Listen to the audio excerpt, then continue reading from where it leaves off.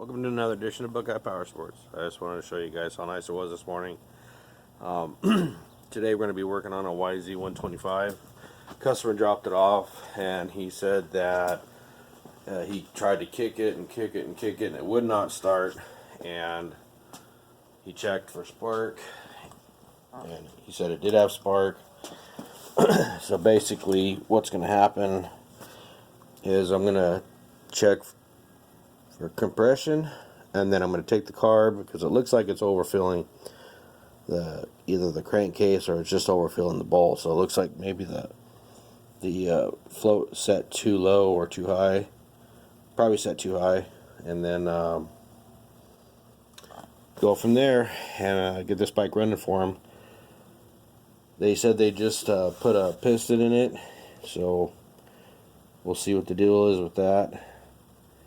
And I mean, sometimes it just depends on how long the bike's been sitting. Some of these people, they want to get their bike running, they put a top end in it, but the crank seals never get swapped out if it's been sitting for a long time.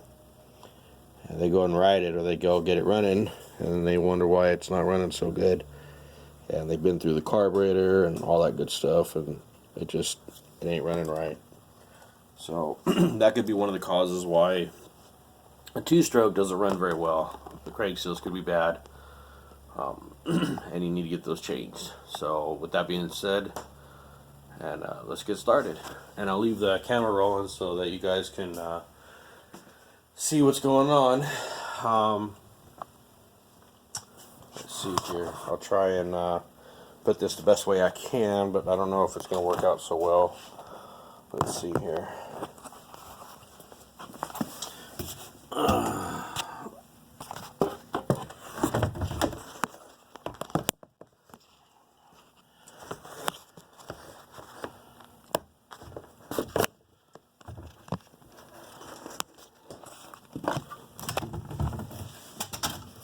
Let's see.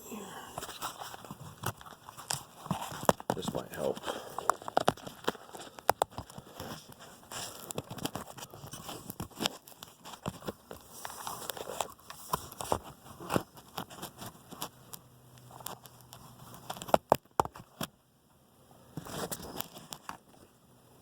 There we go. Alright, so basically the first thing we're going to do is, you can take the carburetor off without having to take off the tank or anything else, but in this case we're going to end up taking the tank off. Let's see what we need for that. We need to get the seat off. Looks like they're 12 or 13 millimeter.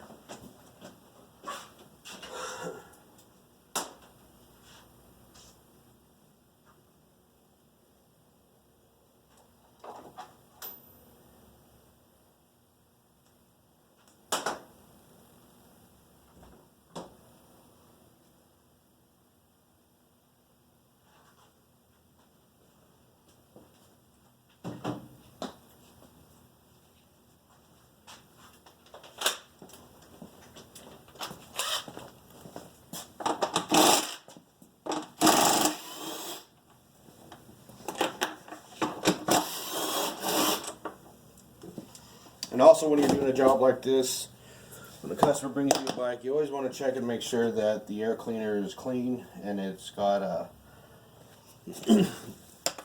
that protective spray on the air cleaner. It just shows if they've been taking care of the bike or not. It kind of gives you an idea of if they're not taking care of the bike.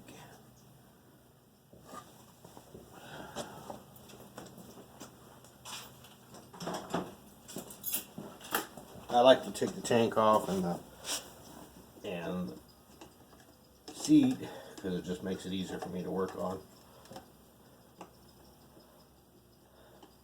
When you can't get the fuel hose off, you want to get a screwdriver and stick it in between the hose and the carb body, so you can remove the hose if the hose is stuck. It makes it easier that way, so you don't pull it off and bust your knuckles. Nobody likes busted knuckles.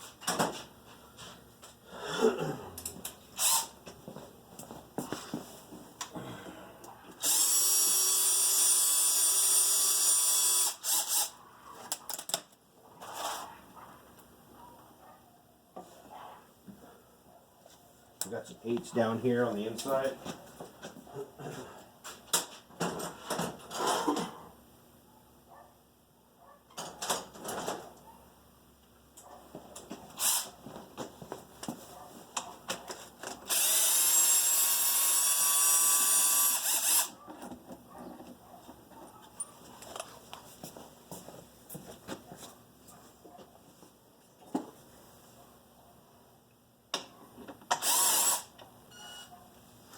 And also too, I just want to let you guys know that sometimes when customers work on their own bike, they like to put in different size bolts.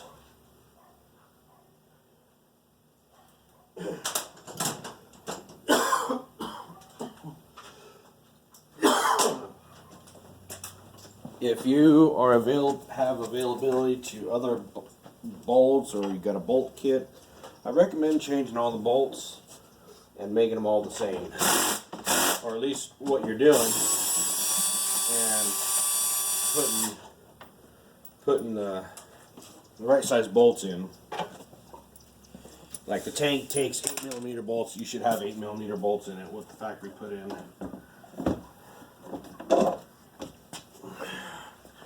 And there's the tank.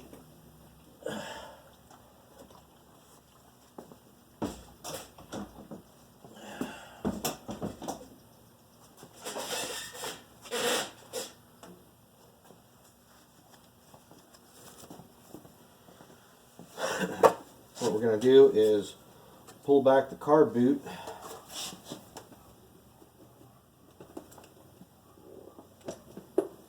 Got the carb boot off. Now we're going to take and try and slide that carburetor back.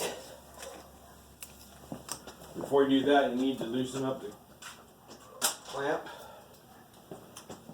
off the carb boot.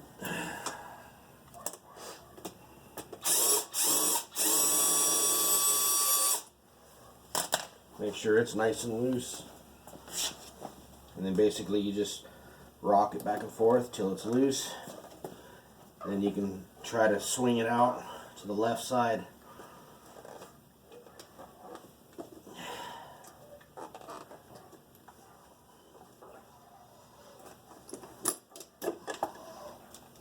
And there she is.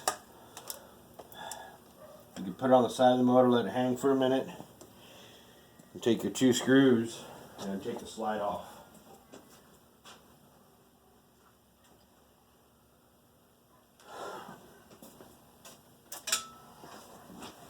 It's better to do it that way. You don't want to leave the slide in there.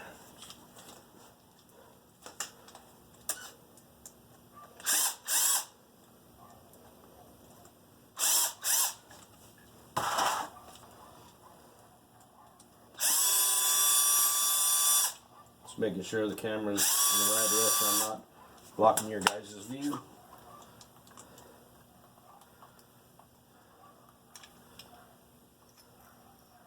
Now, when you get the carb off, you want to be super careful not to bend this needle. If you bend that needle, you're going to end up replacing it. So, you just basically want to very carefully stick this in a position just like that. And then if in your drain pan here, just tip the carburetor upside down, let it drain.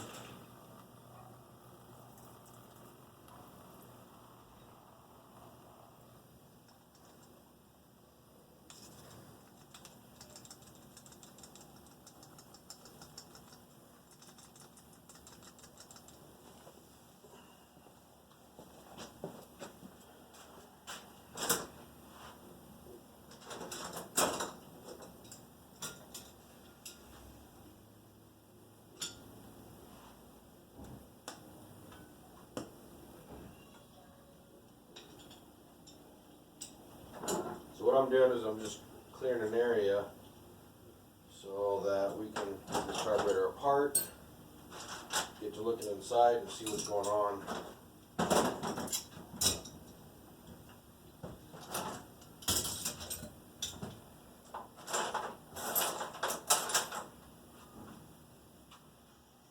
that's the best way to do that.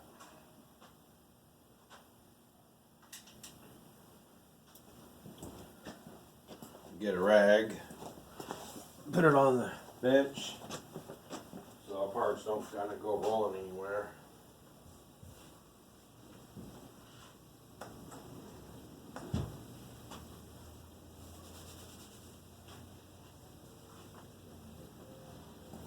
Alright, so now that we got the carburetor off, I'll pick up the camera here.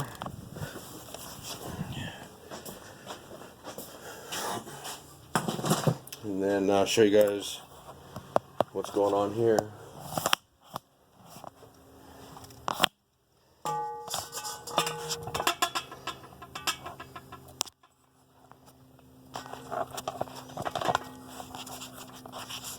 Sorry for the... I wish I had a camera guy. It makes things a hell of a lot easier, let me tell you what. A lot easier for me anyways. Okay, let's just adjust this up. There we go.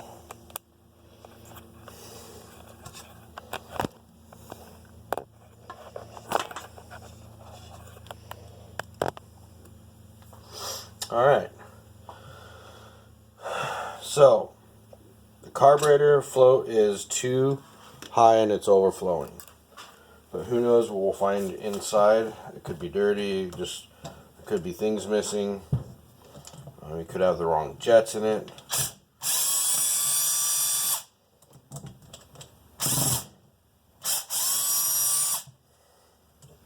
Sometimes these screws on these carburetors don't like to necessarily come out. If you have the right drill bit or the right Phillips head bit, it'll break them loose. But sometimes, I'll give you a good example, like this customer here, they almost stripped out, kind of like that right there, if you can see that. So basically what I do is I just take a little 1/4 inch drive extension and I'll hit it with a hammer and kind of flatten out the top of it.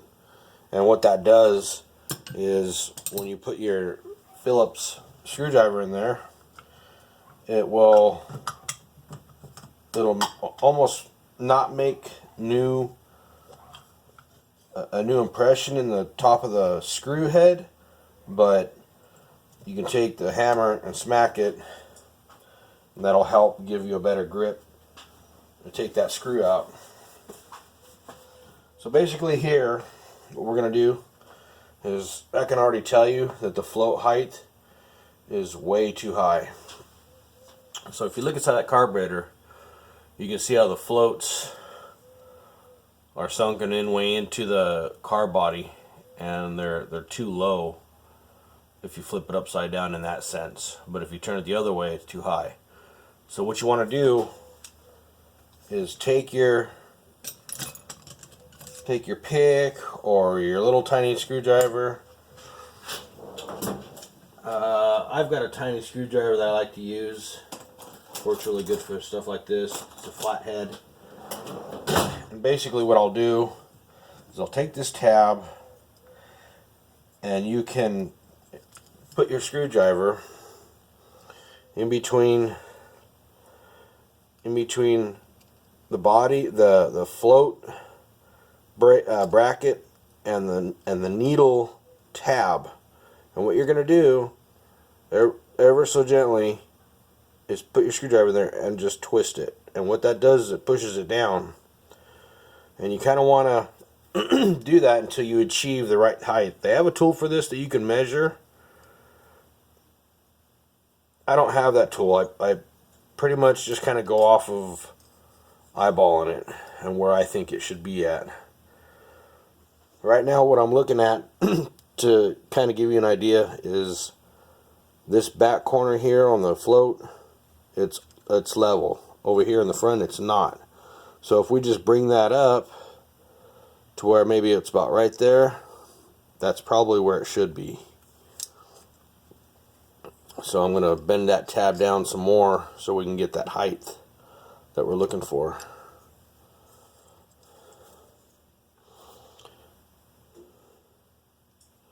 So basically you're going to check the spring on the needle.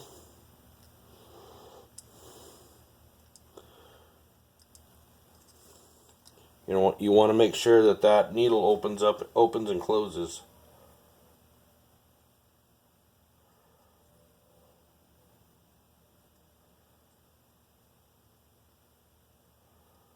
Okay, so right now that float height is too low.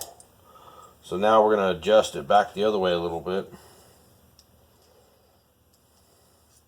And how you do that, you can press down on that needle tab if you need to achieve that right height. I mean, what you should do is you can go online and you can get a free download service manual, and it'll give you the right measurement for the float height. That's usually what I do, but for right now we want to do this because we want to start this bike and see what's going on, make sure it runs right.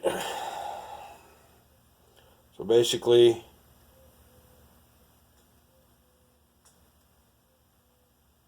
that's probably almost pretty close.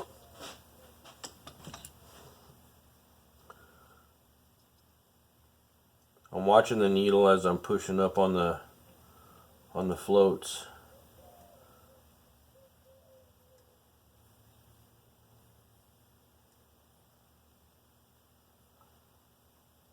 It looks like it just needs a little bit more.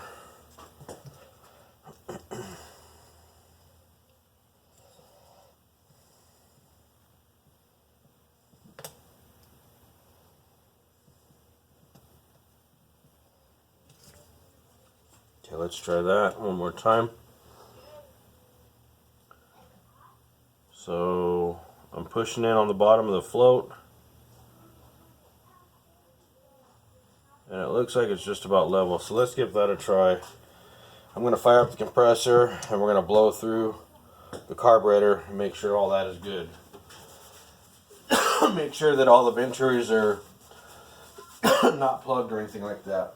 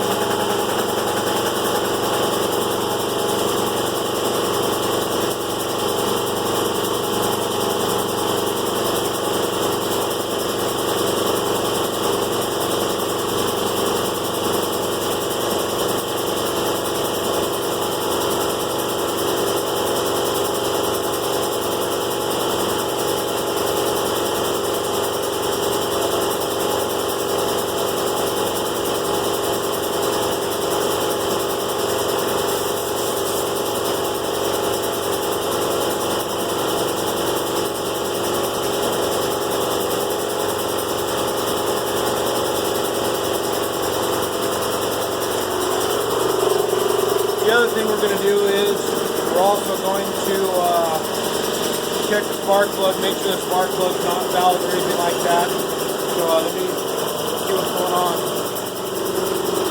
I need to flip this around because it's upside down.